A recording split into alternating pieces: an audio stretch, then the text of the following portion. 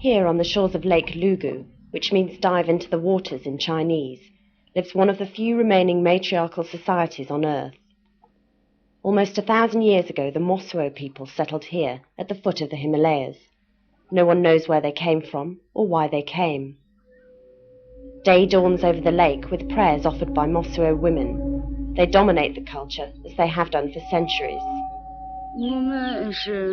In most cultures, men and women make families together, and the men go out and make a living. We're different.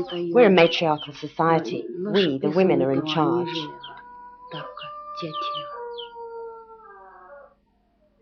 A matriarch lives in each Mosuo house.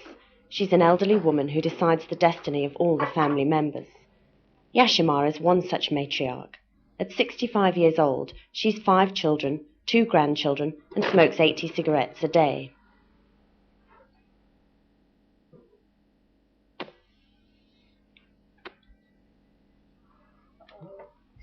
I think men are not as good at being in charge as women are. They can't do it.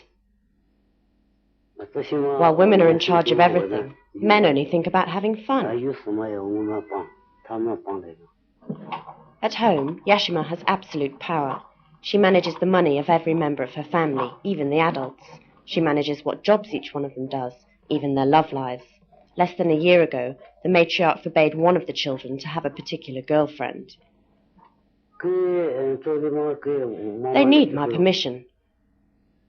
What they can do, Mama allows them to do. What they can't, Mama forbids. Yes, once I forbade my son to have a girlfriend. If there's something about the girls I don't like, I won't allow the boys to see them. The boy wasn't very happy about the decision, but he obeyed. The Mosuo marriage is a very special institution. It's not even called a marriage. It's more like courtship, because the couple never live under the same roof. The women stay at their mother's house, the men do the same. According to tradition, they only meet at her house at the end of the day.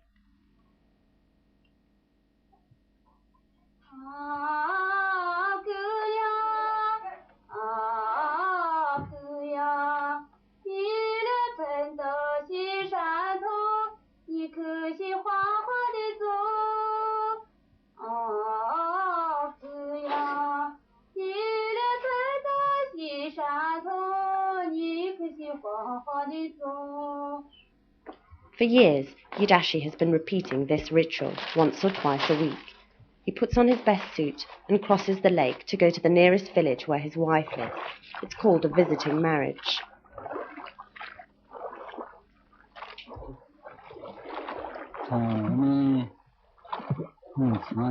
Once we lived in the mountains. Later, we moved to the shores of the lake, and now we're fishermen. Amongst the Mosuo people, it's the women who are the bosses. We, the men, go out fishing or courting. It looks like an easy life for a man, but it can be hard work. To reach his wife's home, Yashima has to row for over an hour. Steering the boat is up to the pilot, growing the plants is up to the sun, the rain's in good techniques. But what guides us in revolution is thoughts of Mao. And it's with that thought that the lake crossing comes to an end. In a Mosuo home, the rules of etiquette are strict. First, Yashima has to greet his mother-in-law, matriarch of the family. His gifts of tobacco, tea, and a bottle of spirits are well received. He's invited to sit in the guest's corner and to taste some hors d'oeuvre before dinner. Yashima hardly looks at his wife. The Mosuo people, like most Chinese, are shy about showing their feelings.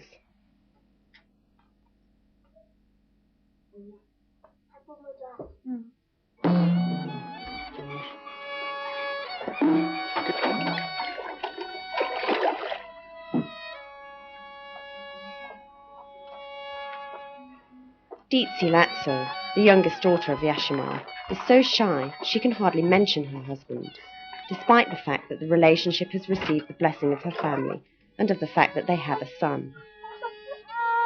For the Mosuo people, there are 3 sacred taboos. It's forbidden to eat dog, it's forbidden to eat cat, and it's forbidden to talk about sex. Dizhi's husband lives a few kilometres away. He's the manager of a wood company. His job makes him a very eligible man. After all, not a lot of Mosuo men have a permanent job, and especially a management position. Sarpito is well paid by Mosuo standards.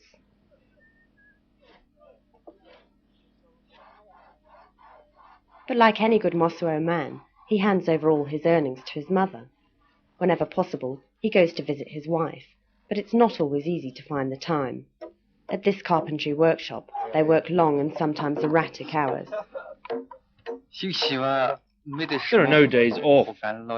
We start work at 8 in the morning, we have a break at 12, and start again at 2 o'clock. Sometimes, if the material doesn't arrive, we have to stay behind to wait for it. But sometimes, we don't have so much work to do.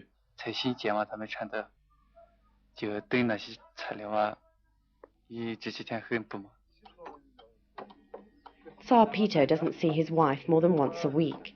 He confesses he's even considered breaking with tradition and living with her.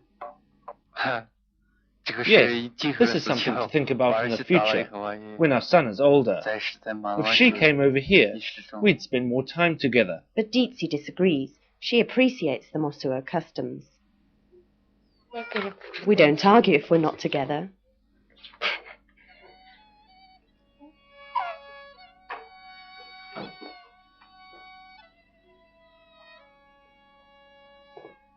Sarpito hardly sees his baby son.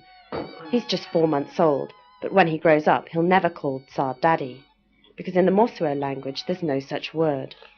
Mothers make decisions about their children's future on their own.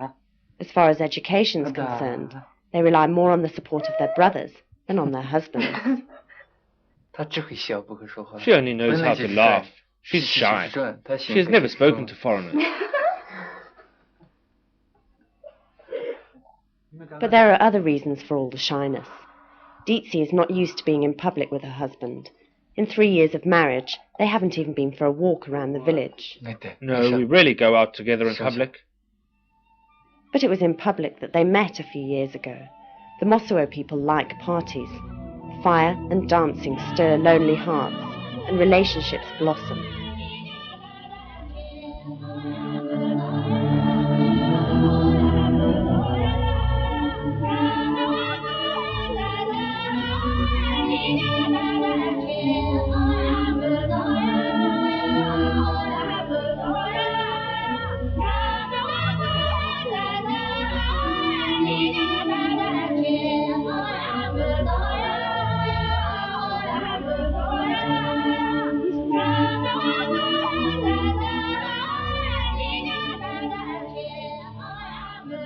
Everyone knows the songs and the steps by heart, but at Mosuo parties people perform another traditional ritual.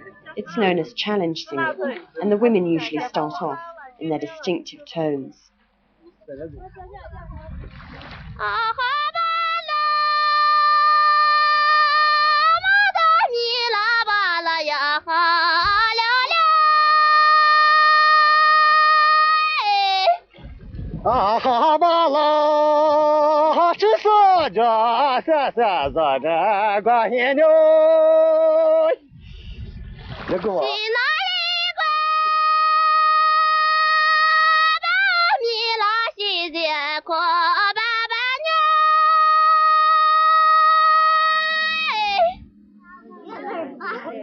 Mosuo tradition goes that when a young woman is interested in a young man, she gives him a sign, and then he must take the initiative. To begin with, the romance is kept secret, even the first meetings in the girl's bedroom. Once upon a time, young men would throw stones on the roof so that their girlfriends could discreetly open the door. Even today, each couple finds a way to conceal the affair. It only becomes an official relationship when the matriarchs of both families give their seal of approval.